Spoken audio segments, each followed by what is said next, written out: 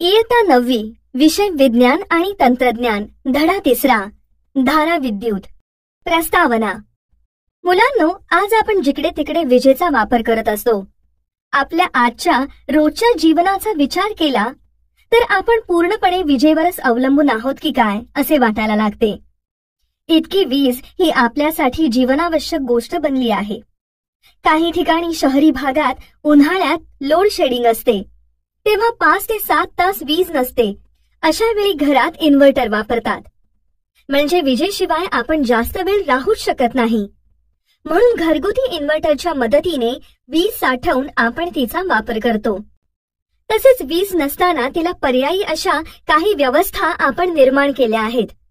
दवाखाने, बँका, कार्यालये अशा अनेक ठिकाणी वीज गेल्यानंतर जनित्राचा म्हणजे जनरेटरचा वापर केला जातो। विविध उद्योगधंद्यांमध्येही जनित्रांचा किंवा विद्युत चलित्राचा म्हणजे मोटरचा वापर होताना आपण पाहतो। आपल्याला विजेची आवश्यकता कशाकशासाठी असते सांगा बरं? बाई, आपल्या घरांमध्ये फ्रिज, मिक्सर, पंखे, दिवे, वॉशिंग मशीन, कॉम्प्युटर चालवण्यासाठी, मोबाईल चार्जिंग करण्यासाठी, टीव्ही पाहण्यासाठी अशा अनेक कामांकरता आपल्याला विजेची गरज भासते। बरोबर, पण एक गंमत सांगू, केवळ माणसांनाच विजेची गरज भासते असे नाही, तर काही प्राणी सुद्धा विजेचा वापर करतात। ईल नावाचा मासा त्याचे भक्ष्य पकडण्यासाठी आणि स्वतःच्या रक्षणासाठी विजेचा वापर करतो। तुम्ही आकाशात वीज चमकताना पाहिली असेल। ही कधी कधी पृथ्वीवर येते तेव्हा आपण वीज पडली असे म्हणतो। ही वीज नैसर्गिक विद्युत प्रवाहाचे चांगले उदाहरण आहे।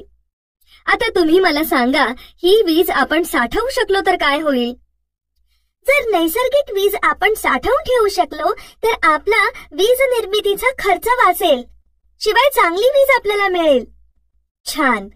आता मला सांगा, तुम्ही धबधबा पाहिला आहे का? हो बाई। बरं, धबधब्याचे पाणी कोठून कोठे पडते? उंचावरून खाली जमिनीकडे। अगदी बरोबर। विद्युत निर्मितीमध्ये पाणी असेच उंचावरून खाली जमिनीकडे सोडले जाते। गुरुत्वाकर्षणामुळे ते पाणी जमिनीवर खालच्या पातळीवर बसवलेल्या टर्बाइन्सवर पडते।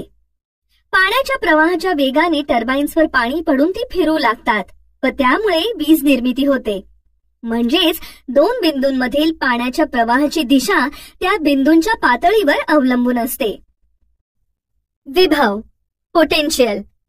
मुलांनो, आता आपण विभव या घटकांची माहिती घेऊ। विभव ही संकल्पना समजून घेण्यासाठी सर्वप्रथम आपण एक प्रयोग करूया। यासाठी ही आकृती पहा। या आकृतीत दाखविल्याप्रमाणे 2 प्लास्टिकच्या बाटल्या, रबरी नळी, चिमटा, पाणी हे साहित्य घ्या। आता आकृतीत दाखविल्याप्रमाणे 2 बाटल्यांमध्ये रबरी नळी बसवा। तसेच एक बाटली दुसऱ्या बाटलीपेक्षा थोडी उंचावर ठेवा।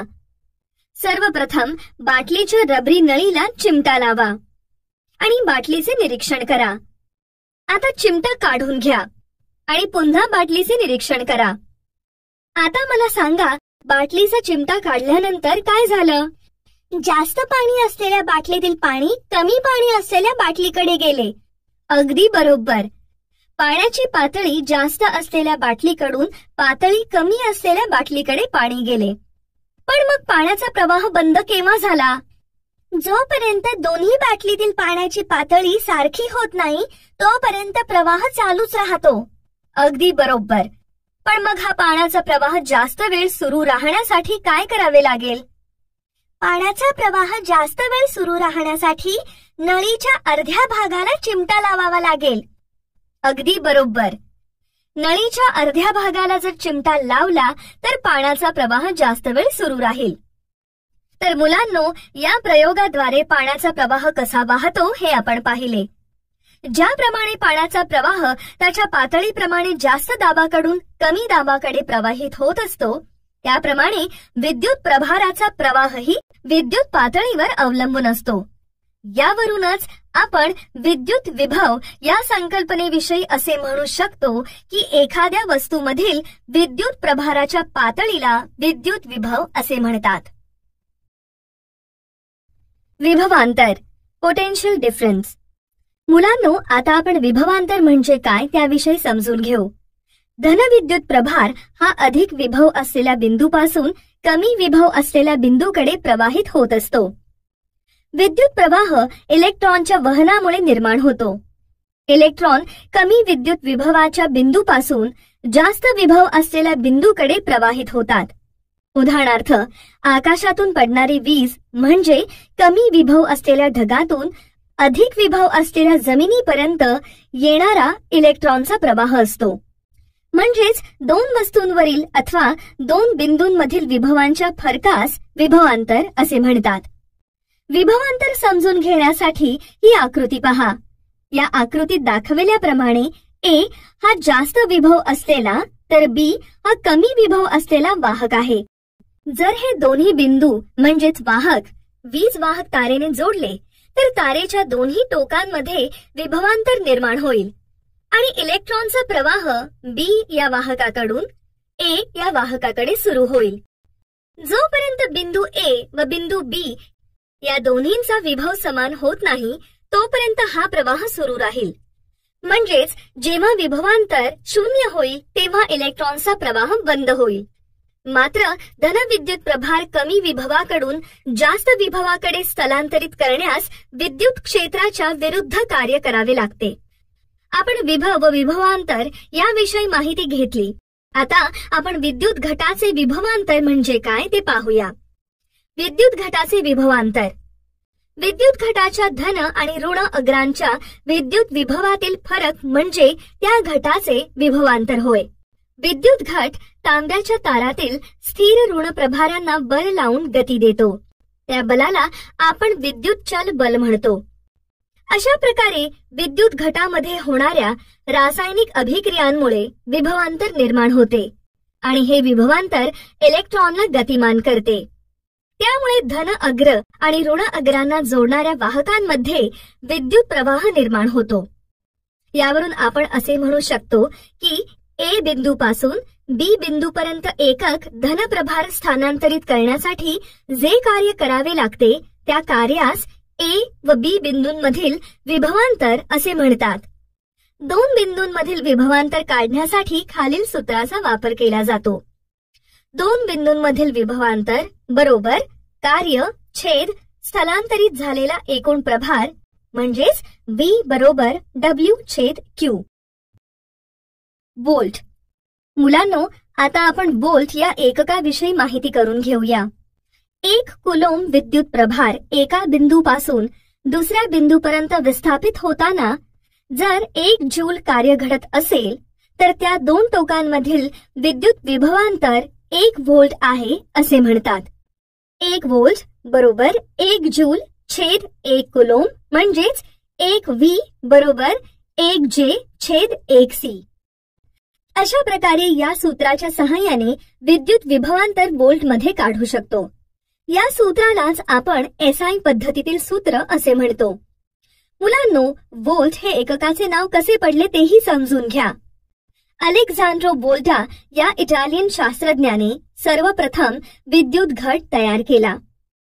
त्यामुळे या शास्त्रज्ञाच्या सन्मानार्थ विभवांतराच्या एककास व्होल्ट हे नाव देण्यात आले. हे चित्र पहा. या चित्रामधील साधा विद्युत घट हा अलेक्झांड्रा व्होल्टा या शास्त्रज्ञाने तयार केला आहे. विभवांतराच्या अतिसूक्ष्म व फार मोठ्या किमती व्यक्त करण्यासाठी काही एकके वापरली जातात, त्यांची आपण माहिती करून घेऊया. 1. विभवांतराचे अतिसूक्ष्म किमतीचे एकक. विभवांतराच्या अतिसूक्ष्म किमती व्यक्त करण्यासाठी मिलीव्होल्ट व मायक्रोव्होल्ट ही एकके वापरली जातात. 1 MV म्हणजेच मिलीव्होल्ट बरोबर 10⁻³ V. 1 μV म्हणजेच मायक्रोव्होल्ट बरोबर 10⁻⁶ V. 2. विभवांतराच्या मोठ्या किमतीचे एकक. विभवांतराच्या मोठ्या किमती व्यक्त करण्यासाठी किलोव्होल्ट आणि मेगाव्होल्ट ही एकके वापरली जातात. 1 kV म्हणजेच किलोव्होल्ट बरोबर 10⁻³ V. 1 MV म्हणजेच मेगाव्होल्ट बरोबर 10⁻⁶ V. मुक्त इलेक्ट्रॉन म्हणजेच फ्री इलेक्ट्रॉन. मुलांनो, आता आपण मुक्त इलेक्ट्रॉन म्हणजे काय ते पाहूया. कोणत्याही धातुरूप विद्युत वाहकामध्ये प्रत्येक अणूजवळ एक किंवा त्यापेक्षा जास्त इलेक्ट्रॉन असतात. जे इलेक्ट्रॉन अणुकेंद्रकाशी अतिशय क्षीण म्हणजेच कमी बलाने बद्ध असतात.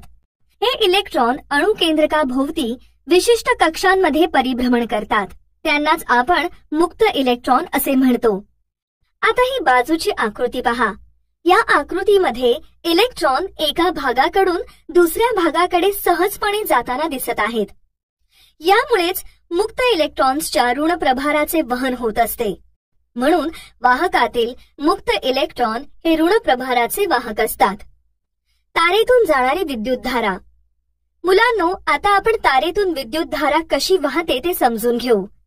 तारेतून जाणाऱ्या विद्युतधारेमध्ये मुक्त इलेक्ट्रॉन गतीची भूमिका खूप महत्वाची ठरते. त्यासाठी बाजूची आकृती पहा. या आकृतीतील अ भागातील चित्र पहा.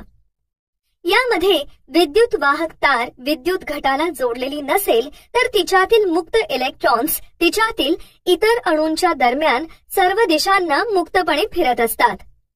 परंतु त्या तारेची टोके जेव्हा कोरड्या विद्युत घटासारख्या विद्युत स्रोतास जोडली जातात तेव्हा तारेतील इलेक्ट्रॉन्सवर विभवांतरामुळे विद्युत बल क्रिया करते.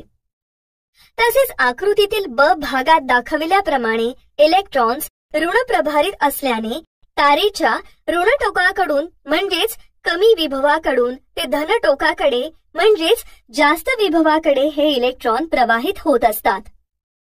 या प्रवाहामुळेच तारेतून विद्युतधारा वाहू लागते व इलेक्ट्रॉन्सची ही हालचाल अनियमित अशा सरासरी चालीने सुरू असते. विद्युतधारा. मुलांनो, विद्युतधारा म्हणजे विद्युत तारेतून वाहणारा इलेक्ट्रॉन्सचा प्रवाह म्हणजेच विद्युत वाहक पदार्थातील विद्युत प्रभारांच्या प्रवाहाला विद्युतधारा असे म्हणतात. उदाहरणार्थ, धातूमधील मुक्त इलेक्ट्रॉन्स गतिमान केले असता ते जास्त विद्युत प्रभाराकडून कमी विद्युत प्रभाराच्या दिशेने गतिमान होतात. याच प्रवाहाला आपण विद्युतधारा असे म्हणतो. विद्युतधारा कशी काढता येते? समजा Q हा वाहकाच्या काटछेदातून T या कालावधीत वाहणारा विद्युत प्रभार असेल तर विद्युतधारा बरोबर Q/T इतकी असते. विद्युतधारेचे एकक. विद्युत प्रभाराचे एसआय पद्धतीतील एकक कुलोम म्हणजेच C आहे. तर विद्युतधारा अँपियर म्हणजेच A मध्ये व्यक्त करतात. मुलांनो, हे लक्षात ठेवा की एका इलेक्ट्रॉनवरील प्रभार 1.6 गुणिले 10⁻19 कुलोम इतका असतो. आता विद्युतधारा समजून घेण्यासाठी आपण एक उदाहरण सोडवून पाहू. एका तारेच्या काटछेदातून एका मिनिटात 300 कुलोम विद्युत प्रभार वाहत असेल तर त्या तारेतील विद्युतधारा किती असेल? प्रथम या ठिकाणी आपण विद्युतधारेचे सूत्र लिहू. विद्युतधारा बरोबर विद्युत प्रभार छेद काल सेकंद म्हणजेच I बरोबर Q/T. विद्युत प्रभार 300 कुलोम काळ 1 मिनिट बरोबर 60 सेकंद आहे. म्हणून I बरोबर Q/T बरोबर 300/60 बरोबर 5.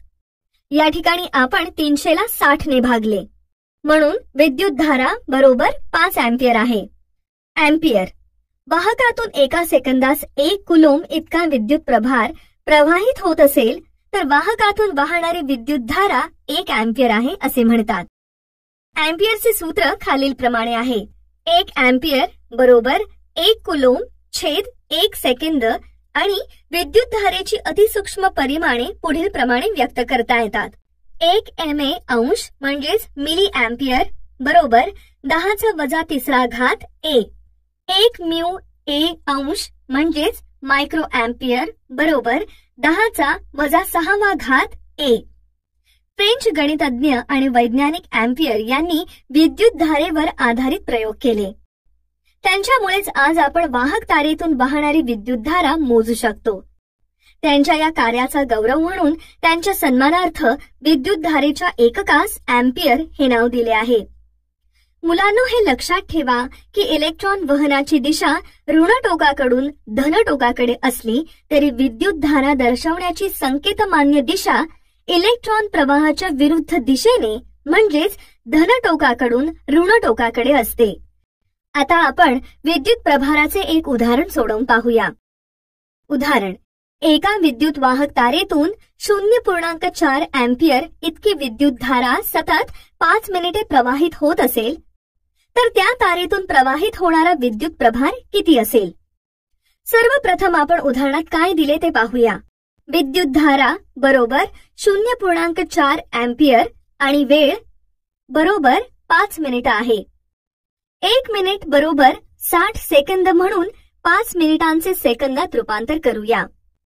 5 गुणिले 60 सेकंद बरोबर 300 सेकंद. आता आपण सूत्रात किमती लिहू. स्थानांतरित एकूण प्रभार बरोबर विद्युत धारा गुणिले वेळ म्हणजेच Q बरोबर I गुणिले T. म्हणून Q बरोबर 0.4 अँपियर गुणिले 300 सेकंद. या ठिकाणी गुणाकार करूया. Q बरोबर 120 कुलोम. म्हणून तारेतून जाणारा विद्युत प्रभार हा 120 C म्हणजेच 120 कुलोम इतका आहे. विद्युत रोध म्हणजेच रेझिस्टन्स आणि ओहमचा नियम, ओहम्स लॉ. आता आपण विद्युत रोध आणि ओहमचा नियम याविषयीची माहिती करून घेऊया. विद्युत रोध. विद्युत रोध प्रवाहास अडथळा निर्माण करण्याच्या वाहकाच्या गुणधर्मास विद्युत रोध असे म्हणतात. तर अंकगणितीय दृष्टिकोनातून विद्युत रोध म्हणजे वाहकाच्या टोकातील विद्युत विभवांतर आणि वाहकातून जाणारी विद्युत धारा यांचे गुणोत्तर होय. ओहम हे विद्युत रोधाचे एकक आहे व ते या चिन्हाने दर्शवतात. रोध मोजल्यास तो ओहम या एककात मोजतात व तो खालील सूत्राने दाखवतात. 1 व्होल्ट छेद 1 अँपियर बरोबर 1 ओहम. ओहमचा नियम. वाहकातून प्रवाहित होणारी विद्युत धारा व त्या वाहकाच्या 2 टोकांमधील विभवांतर यांच्यामध्ये असणारा संबंध जर्मन शास्त्रज्ञ जॉर्ज ओहम यांच्या नियमानुसार काढता येतो. जर वाहकाची भौतिक अवस्था कायम असेल तर वाहकाच्या 2 टोकांमधील विभवांतर व वाहकातून जाणारी विद्युत धारा यांचे गुणोत्तर स्थिर असते. म्हणजेच वाहकाची भौतिक अवस्था कायम असेल तर वाहकामधून वाहणारी विद्युत धारा ही त्या वाहकाच्या 2 टोकांमधील विभवांतरास समानुपाती असते. मुलांनो, वाहकाची भौतिक अवस्था म्हणजे वाहकांची लांबी, काटछेदी क्षेत्रफळ, तापमान व त्याचे द्रव्य हे होय. आता आपण ओहमच्या नियमाचे सूत्र काय आहे ते पाहू. विद्युत धारा समानुपाती विभवांतर म्हणजेच I समानुपाती V असते.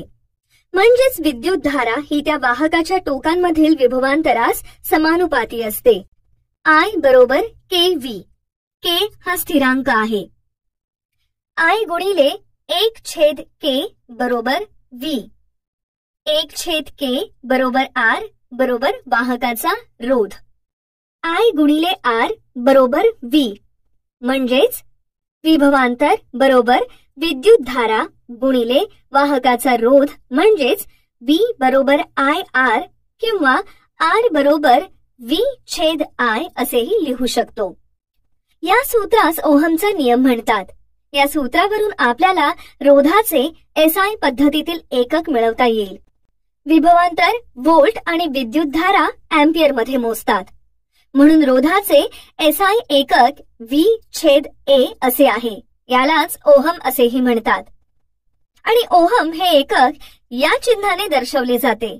म्हणून 1 व्होल्ट छेद 1 अँपियर बरोबर 1 ओहम आहे.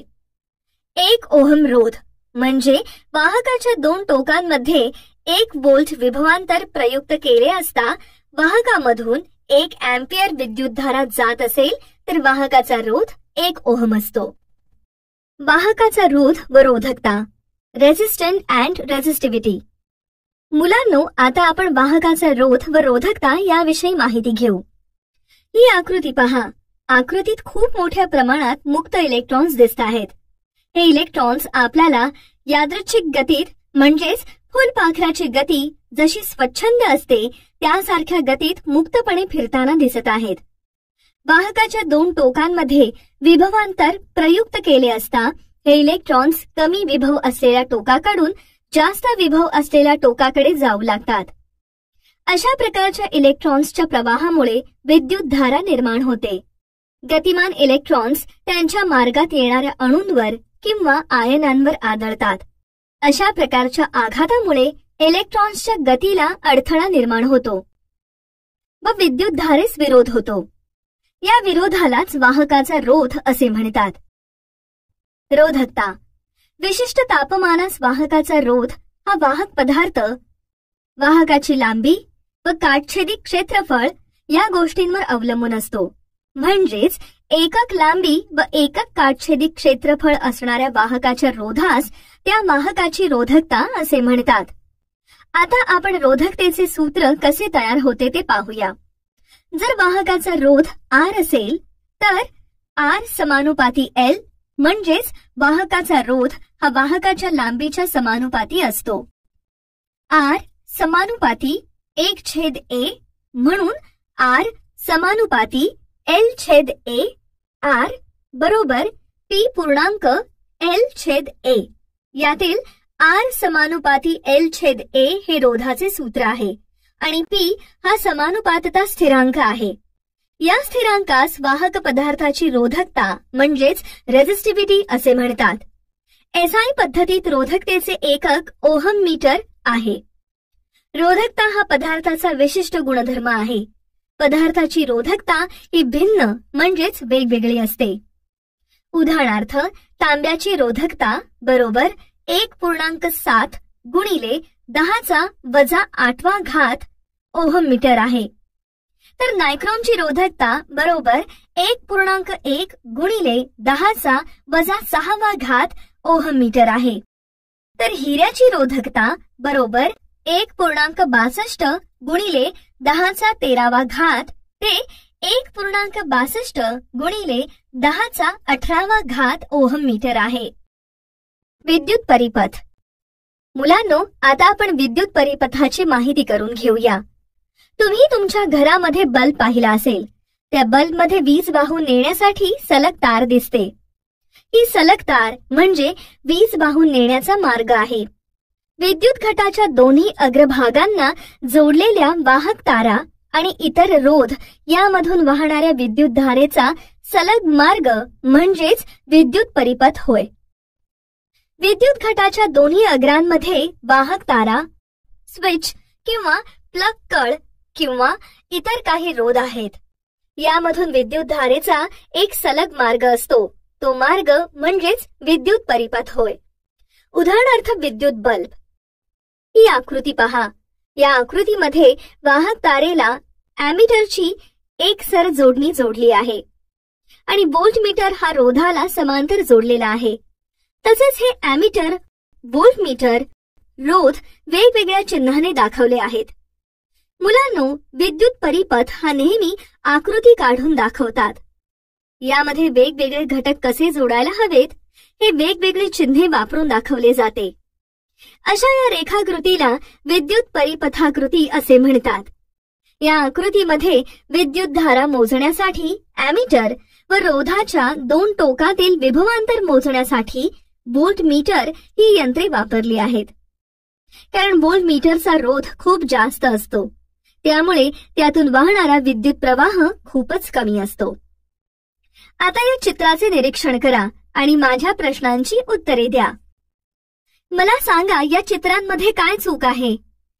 बाई, या आकृतीमध्ये सुरुवातीच्या दोन चित्रांमध्ये विद्युत पुरवठा खंडित आहे, तरीही बल्ब प्रकाशित झालेला दिसतो आहे. तर तिसऱ्या चित्रामध्ये विद्युत पुरवठा सलग आहे, पण बल्ब प्रकाशित नाही. रबर विद्युत वाहक नाही, तरीही विद्युत बल्ब प्रकाशित दाखवला आहे. अगदी बरोबर. आता ही आकृती पहा आणि सांगा की ABCDE नावे दिलेल्या आकृतीमध्ये दिवे B, C आणि D का पेटत नाहीत? त्याचे कारण काय असेल? बाई, BCD मध्ये दिवे पेटत नाहीत कारण त्यांच्या तारा सलग नसून मध्येच खंडित आहेत. त्यामुळे त्यामधून वीज वाहत नाही. त्यातील विद्युत पुरवठा बंद आहे. अगदी बरोबर. यातील विद्युत परिपथ विद्युत वाहक मार्गाने पूर्ण झालेला नसल्यामुळे विद्युत बल्ब प्रकाशित झाले नाहीत. मुलांनो, विद्युत परिपथामध्ये वेगवेगळे घटक असतात. त्यासाठी वेगवेगळी चिन्हे वापरतात.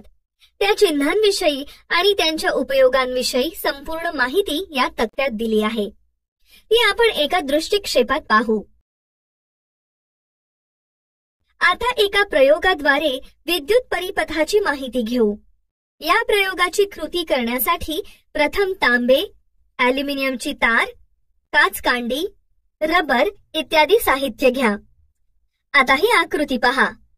या आकृतीत दाखविल्याप्रमाणे बिंदू ए व बी मध्ये तांब्याची तार जोडा. यानंतर परिपथातील विद्युतधारा मोजा. आता तांब्याची तार काढून त्या जागेवर ॲल्युमिनियमची तार बसवा आणि परिपथातील विद्युतधारा मोजा. आता ॲल्युमिनियमची तार काढून त्या जागी काचकांडी बसवून विद्युतधारा मोजा. शेवटी काचकांडी काढून त्या जागी रबर बसवा आणि परिपथातील विद्युतधारा मोजा. पाहिलंत, प्रत्येक वेळी विद्युतधारा मोजली असता आपल्या हे लक्षात येते की आर म्हणजे वाहकाचा रोध हा वाहकाची लांबी व काटछेदी क्षेत्रफळ यांच्या समानुपाती आहे. पी हा समानुपाताचा स्थिरांक आहे. म्हणजेच आर बरोबर पी पूर्णांक एल छेद ए व आय बरोबर व्ही छेद आर. या ठिकाणी व्ही म्हणजे विभवांतर समान आहे. म्हणजेच रोध व विद्युतधारा यामध्ये विभवांतर समान आहे. म्हणून विद्युतधारा पी एल ए या घटकांवर अवलंबून असेल. वाहक आणि विसंवाहक. मुलांनो, आता आपण वाहक व विसंवाहक म्हणजे काय ते पाहूया. आपण सर्व पदार्थांची विद्युत वाहक आणि विसंवाहक अशी विभागणी करू शकतो. विद्युत वाहक म्हणजेच सुवाहक तर विसंवाहक म्हणजेच दुर्वाहक होय. पदार्थाचे सुवाहकता व दुर्वाहकता हे गुणधर्म आहेत. तर सर्वप्रथम आपण वाहक कशाला म्हणतात ते पाहू. वाहक ज्या पदार्थाची रोधकता खूप कमी असते त्या पदार्थाला वाहक असे म्हणतात. उदाहरणार्थ चांदी, तांबे, ॲल्युमिनियम हे उत्तम वाहक आहेत. यांच्यातून सहजतेने विद्युतधारा वाहू शकते. म्हणून विद्युत वेष्टनाच्या आतमधील तारा तांबे किंवा ॲल्युमिनियम यांनी बनलेले असतात. विसंवाहक ज्या पदार्थाची रोधकता खूप जास्त असते म्हणजेच ज्यामधून विद्युतधारा वाहूच शकत नाही अशा पदार्थांना विसंवाहक म्हणतात. उदाहरणार्थ लाकूड, काच, रबर इत्यादी पदार्थातून विद्युतधारा वाहत नाही. मुलांनो, सर्व पदार्थ हे वाहक किंवा विसंवाहक असतात. पदार्थांचे वाहक किंवा विसंवाहक असणे हे पदार्थाच्या रचनेवर अवलंबून असते. पदार्थात जवळजवळ मुक्तपणे फिरू शकणारे विद्युत प्रभार म्हणजेच इलेक्ट्रॉन असल्यास पदार्थ विद्युत सुवाहक असतो. तर त्यात असे विद्युत प्रभार नसल्यास पदार्थ विद्युत विसंवाहक असतो. आपले शरीरही विद्युत वाहक असते. कारण विद्युत विभवांतराच्या प्रभावाखाली फिरू शकणारे धन व ऋण विद्युत प्रभार आपल्या शरीरात असतात. म्हणूनच आपले शरीरही विद्युत वाहक असते. बरं, तुम्हाला माहित असलेल्या वाहक आणि विसंवाहक पदार्थांची नावं सांगा. कोण सांगेल? बाई, मी सांगते. वाहक पदार्थ आहेत पाणी, तांब्याचे भांडे, लोखंडाचे भांडे आणि विसंवाहक पदार्थ आहेत रबर, लाकूड, प्लास्टिक इत्यादी. अगदी बरोबर. मुलांनो, आता आपण ओहमचा नियम प्रयोगाच्या सहाय्याने पडताळून पाहूया. आपण ओहमचा नियम अभ्यासला आहे. I समानुपाती V आहे. म्हणजेच वाहकातून वाहणारी विद्युतधारा विभवांतराच्या समानुपाती असते. I बरोबर KV. यातील K हा स्थिरांक आहे. I छेद K बरोबर R वाहकाचा रोध. V बरोबर I गुणिले 1 छेद K म्हणजेच V बरोबर IR आहे. हा ओहमचा नियम आपण या पाठात अभ्यासला आहे. आता आपण या नियमाची पडताळणी करून पाहूया. ही आकृती पहा. अशी कृती करण्यासाठी आपण 1.5 व्होल्टचे 4 विद्युत घट ॲमीटर, व्होल्टमीटर, वाहक तारा, नायक्रोमची तार, प्लग कळ हे साहित्य घेऊया. आता आकृतीत दाखविल्याप्रमाणे प्रथम परिपथाची जुळणी करा. XY ही नायक्रोमची तार रोध म्हणून वापरा. जे 4 विद्युत घट घेतले आहेत ते चारही 1.5 व्होल्ट विभवांतर असलेले आहेत. प्रथम दिलेल्या परिपथामध्ये एक विद्युत घट जोडा आणि जोडणी A प्रमाणे ॲमीटर व व्होल्टमीटरच्या वाचनाची नोंद या तक्त्यात करा. यानंतर क्रमाक्रमाने B, C, D हे विद्युत घट जोडत जा आणि त्याची नोंद या तक्त्यात करा. नंतर V/I च्या किमती काढा आणि शेवटी विभवांतर व विद्युत धारा यांचा आलेख काढा. मुलांनो, आपण केलेल्या निरीक्षणातून आपल्याला असे दिसून आले की V/I हे गुणोत्तर स्थिर आहे. आता आपण विभवांतर व विद्युत धारा यांचा आलेख काढू. या आलेखातून असे दिसून येते की संदर्भ बिंदू O मधून जाणारी रेषा सरळ आहे आणि विद्युत धारा समानुपाती विभवांतर म्हणजेच I समानुपाती V आहे. ओहमचा नियम व रोधकता. उदाहरणे भाग 1. मुलांनो, आता आपण ओहमचा नियम व रोधकता यांची काही उदाहरणे सोडवूया. उदाहरण 1. दिव्यातील तारेच्या कुंडलाचा रोध 1000 ओहम आहे. जर 230 व्होल्ट विभवांतराच्या स्रोतापासून या दिव्याला विद्युतधारा पुरवली जात असेल तर तारेच्या कुंडलातून वाहणारी विद्युतधारा किती असेल? पहा मुलांनो, या उदाहरणामध्ये रोध व विभवांतर दिले आहे. रोध R बरोबर 1000 ओहम आणि विभवांतर V बरोबर 230 व्होल्ट दिले आहे. आता आपण विद्युतधारेच्या सूत्रात किमती लिहू. विद्युतधारा बरोबर विभवांतर छेद रोध. I बरोबर 230 व्होल्ट छेद 1000 ओहम बरोबर 0.23 अँपिअर. म्हणून दिव्यातील तारेच्या कुंडलातून वाहणारी विद्युतधारा बरोबर 0.23 अँपिअर इतकी आहे. उदाहरण 2. एका वाहक तारेची लांबी 50 सेंटीमीटर असून तिची त्रिज्या 0.5 मिलीमीटर आहे. या तारेचा रोध 30 ओहम असेल तर त्याची रोधकता काढा. या उदाहरणामध्ये सर्वप्रथम आपण काय दिले आहे ते पाहूया. लांबी बरोबर 50 सेंटीमीटर बरोबर 50 गुणिले 10⁻² मीटर. त्रिज्या बरोबर 0.5 मिलीमीटर बरोबर 0.5 गुणिले 10⁻³ मीटर बरोबर 5 गुणिले 10⁻⁴ मीटर. रोध बरोबर 30 ओहम आहे.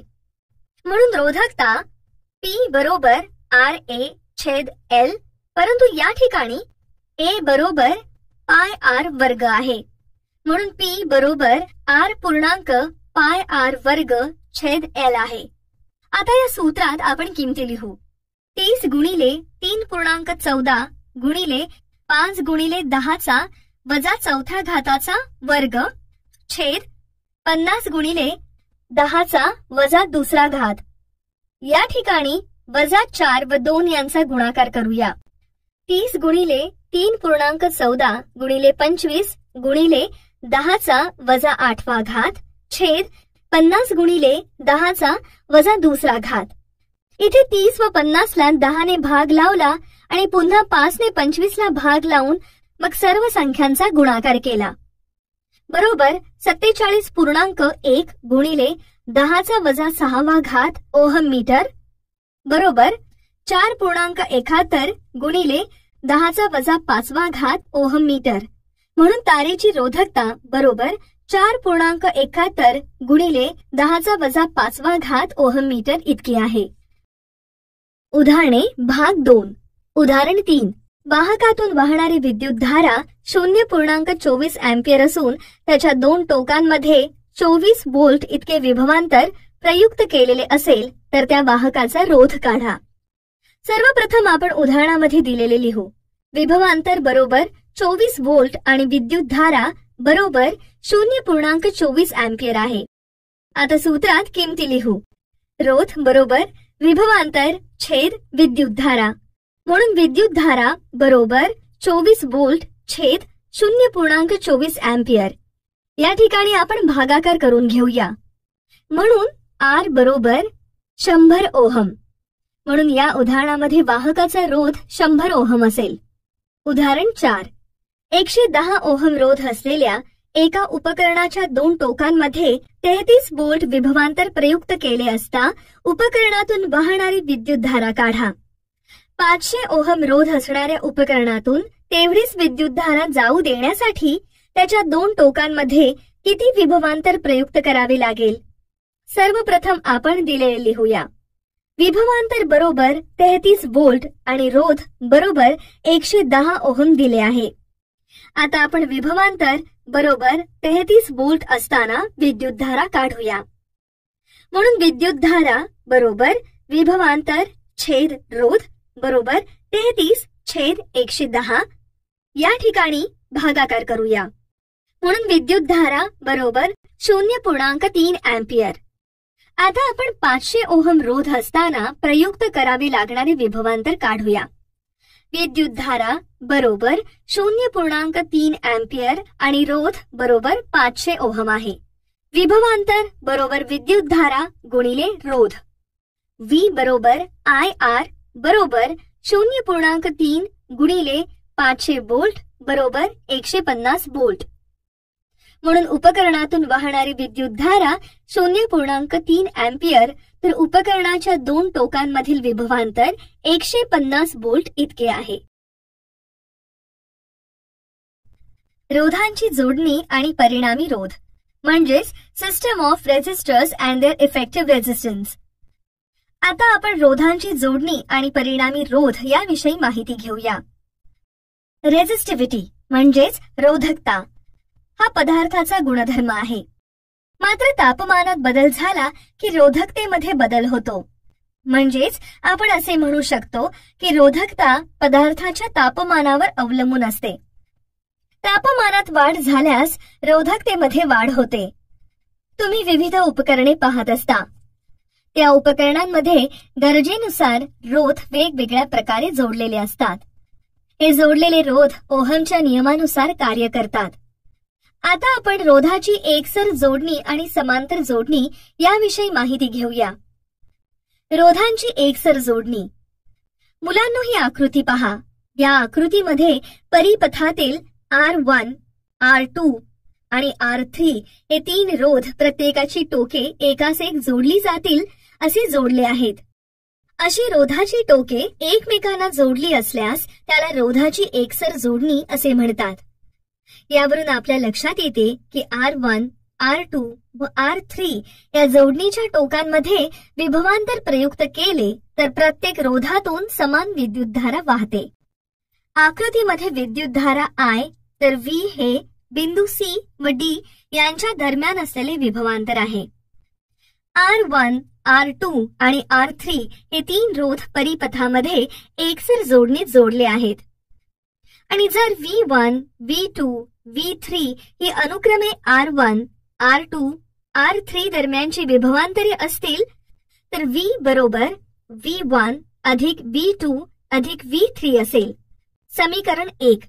जर RS हा बिंदू C व D मधील तिन्ही रोधांचा परिणामी रोध असेल तर ओहमच्या नियमानुसार एकूण विभवांतर खालील प्रमाणे असेल. एकसरला इंग्रजीत सिरीज हा शब्द असल्याने इथे RS वापरले आहे. म्हणून V बरोबर IRS. या ठिकाणी रोधांची एकसर जोडणी म्हणजेच रेझिस्टन्स वाहकाचा परिणामी रोध वाढवण्यासाठी केली जाते. यामध्ये समान विद्युतधारा असते. मात्र प्रत्येक रोधाच्या ठिकाणी असणारे व्होल्टेज मात्र वेगवेगळे असते. म्हणजे विद्युतधारा समान आहे मात्र व्होल्टेज विभिन्न आहे. आता आपण V1 बरोबर IR1, V2 बरोबर IR2 आणि V3 बरोबर IR3 या किमती समीकरण 1 मध्ये लिहू. म्हणून IRS बरोबर IR1 अधिक IR2 अधिक IR3 म्हणून RS बरोबर R1 अधिक R2 अधिक R3 आहे.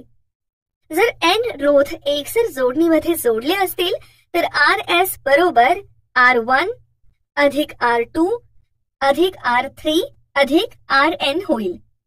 या सूत्रावरून आपल्याला लक्षात येते की रोध जर एकसर जोडणीत जोडले असतील तर प्रत्येक रोधातून समान विद्युतधारा वाहते. परिणामी रोध हा जोडणीतील सर्व रोधांच्या बेरजेइतका असतो. जोडणीच्या दोन टोकातील विभवांतर प्रत्येक रोधाच्या दरम्यानच्या विभवांतराच्या बेरजे इतके असते. रोधांच्या एकसर जोडणीचा परिणामी रोध हा प्रत्येक जोडणीतील रोधापेक्षा जास्त असतो. एकसर जोडणी परिपथातील रोध वाढवण्यासाठी वापरतात. मात्र या एकसर जोडणीलाही काही मर्यादा आहेत. एकसर जोडणीमध्ये एकापुढे एक अशी जोडणी असते. त्यामुळे एक घटक जरी काम करत नसेल तर परिपथ खंडित होतो व विद्युतधारा वाहत नाही. जर दोन बल्ब एकसर जोडणीने जोडले तर ते कमी प्रकाश देतात, पण हेच बल्ब एक एकटे लावले तर ते जास्त प्रकाश देतात. यावरून आपण असे म्हणतो की विद्युतधारा ही एका घटकातून जास्त प्रवाहित होऊन प्रकाश देते. एकसर जोडणी उदाहरणे. मुलांनो, आता आपण या एकसर जोडणीतील रोध कसा काढायचा त्याची माहिती उदाहरणांद्वारे घेऊ. उदाहरण 1. 15 ओहम, 3 ओहम आणि 4 ओहमचे 3 रोध एकसर जोडले आहेत. तर परिपथातील एकूण रोध किती असेल? सर्वप्रथम आपण या उदाहरणात काय दिले आहे ते पाहूया. R1 बरोबर 15 ओहम, R2 बरोबर 3 ओहम आणि R3 बरोबर 4 ओहम दिले आहे. आता परिणामी रोध खालील सूत्रांमध्ये लिहू.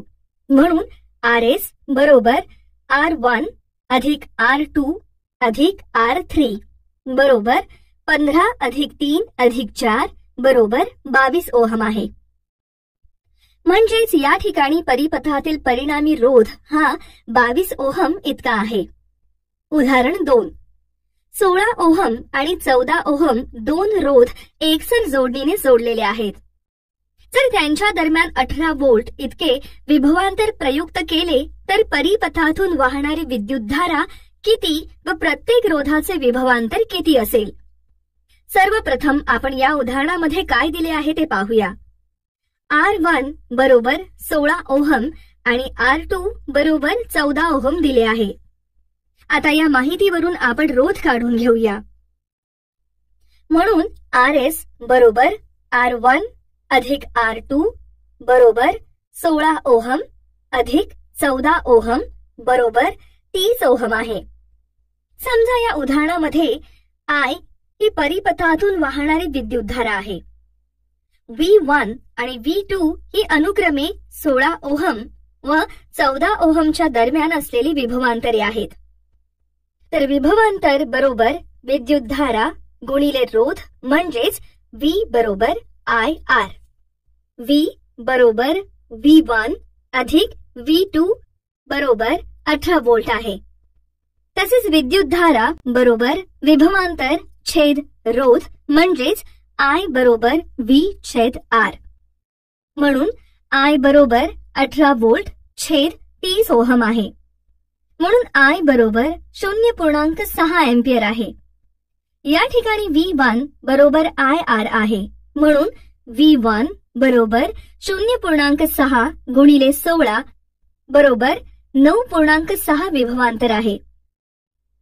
V1 बरोबर IR2 बरोबर 0.6 गुणिले 14 बरोबर 8.4 V आहे.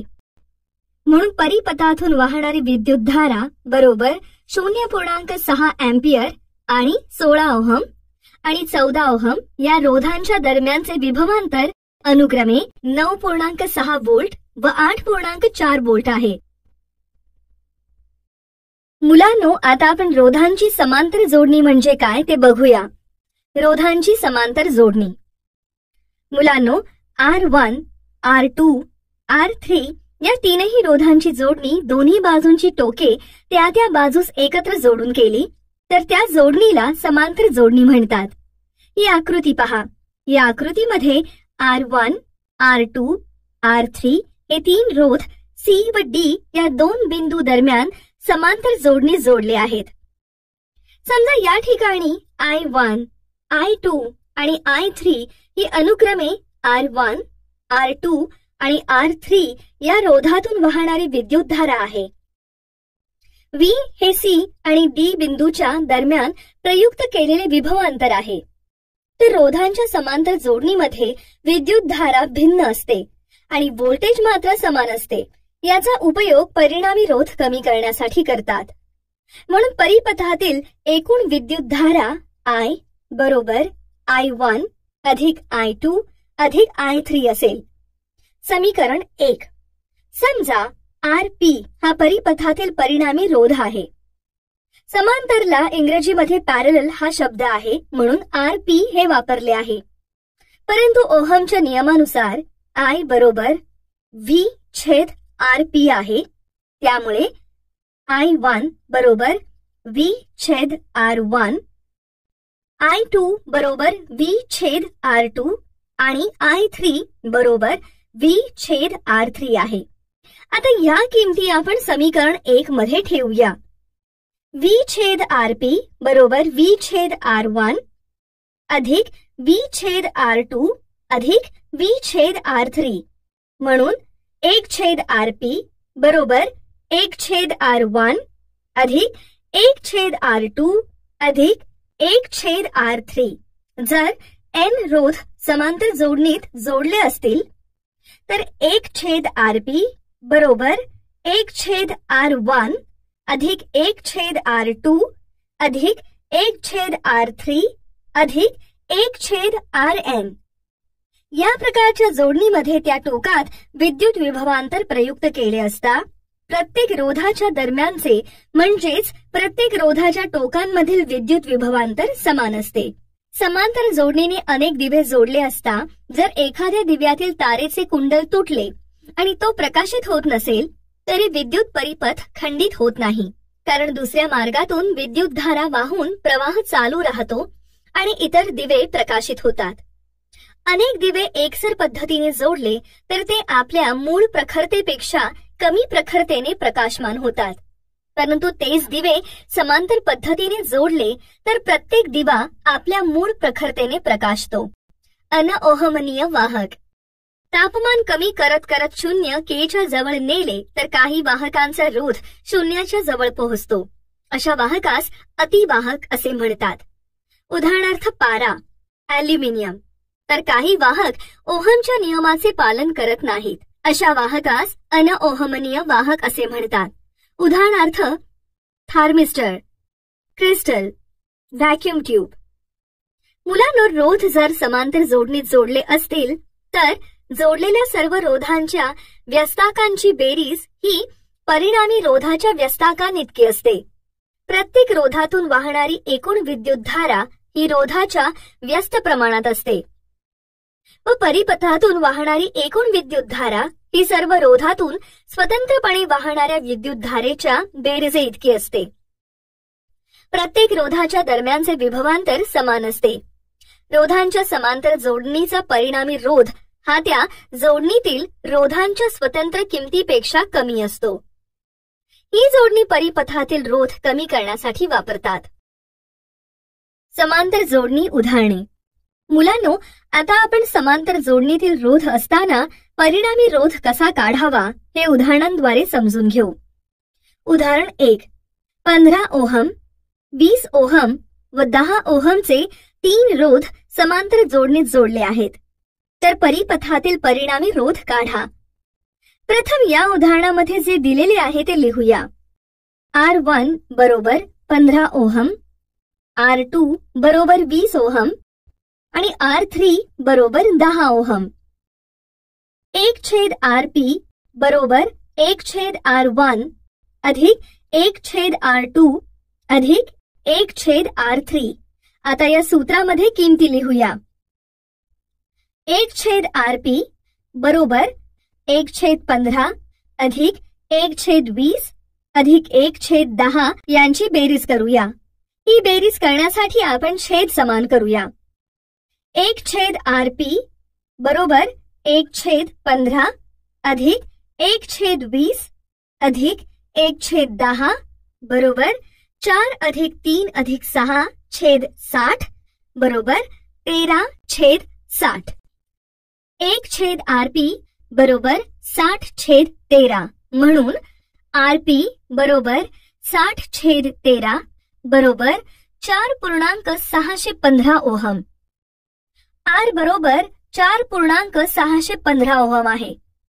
म्हणून परिपथातील परिणामी रोध हा 4.615 ओहम इतका आहे.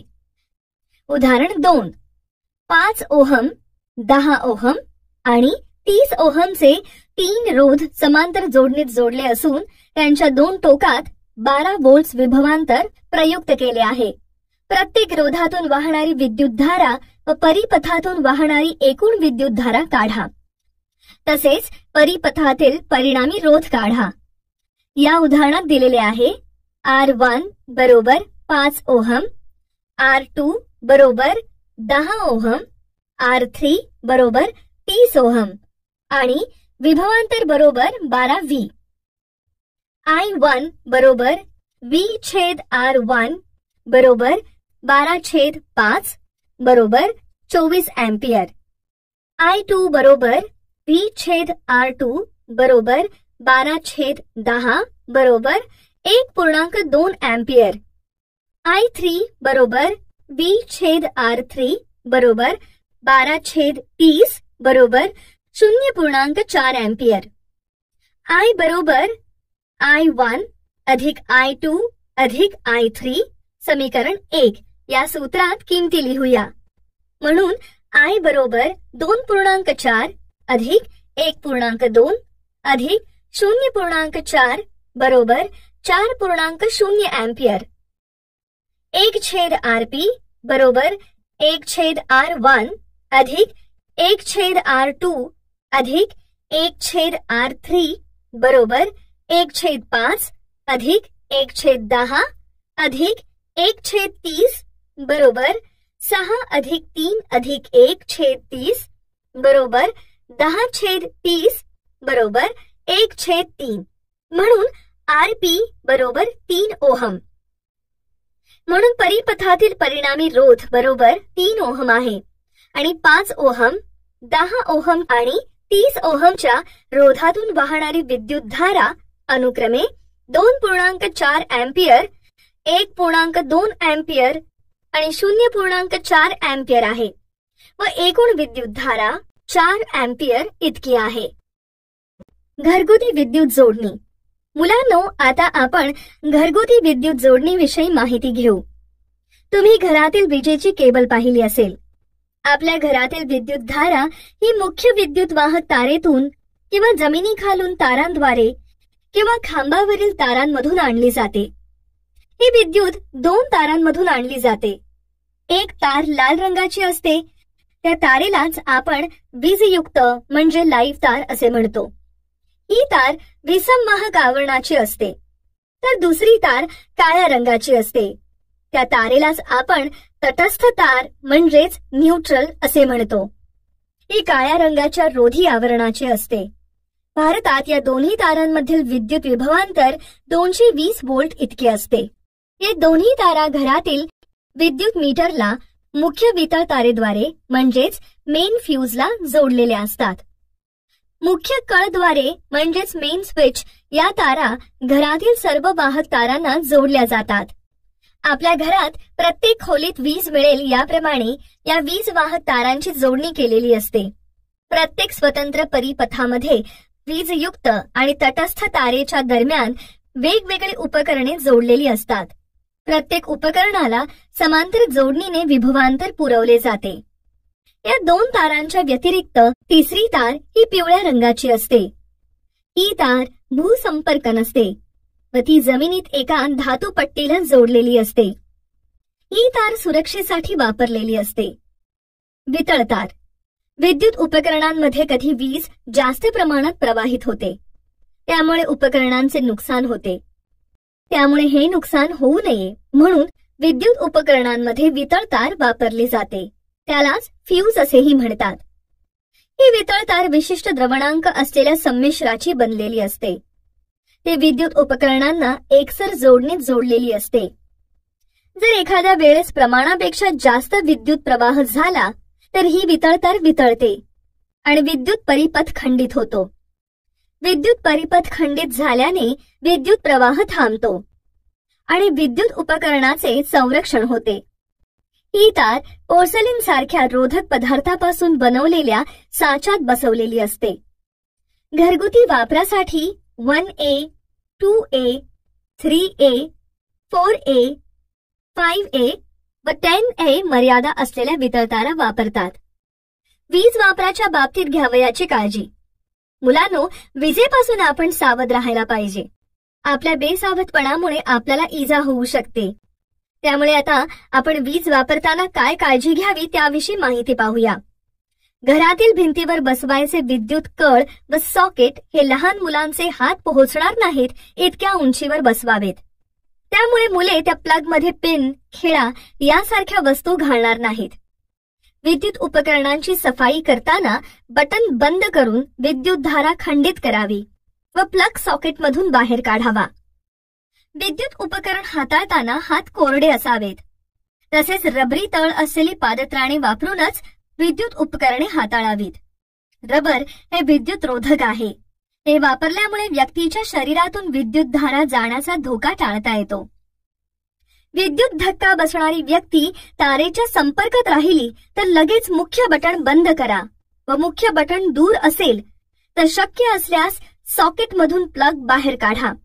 हेही शक्य नसेल तर लाकडी वस्तूच्या सहाय्याने या व्यक्तीला तारेपासून दूर ढकला. अशा प्रकारे आपण या पाठामध्ये विभव व विभवांतर, विद्युत रोध, ओहमचा नियम, रोधकता तसेच रोधांची समांतर व एकसर जोडणी, विद्युत जोडणी व वितळतार याविषयी माहिती विस्ताराने अभ्यासली आहे.